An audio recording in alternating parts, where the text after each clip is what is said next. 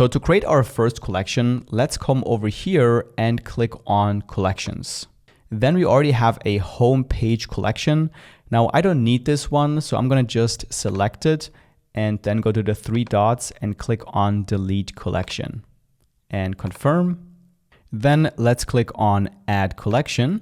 And the first collection I'm gonna create is called shirts, and I'm gonna add all of my shirts to this collection. So the title will be shirts. I'm also gonna add an image here. So let's drag and drop in my collection image to this field. And then once it's uploaded, let's click on done. Now the collection type, I'm gonna keep at manual so I can manually add my products into this collection. Now to add my products, I'll just further scroll down and click on browse here under products. And then I'm gonna simply choose all of the shirts that I've added before. So let's just select them and then click on add. And that's it. Let's click on save.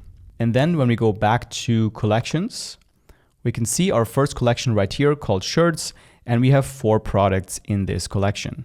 And to add the next one, I can simply come over here and click on add collection once again, and then go through the exact same steps.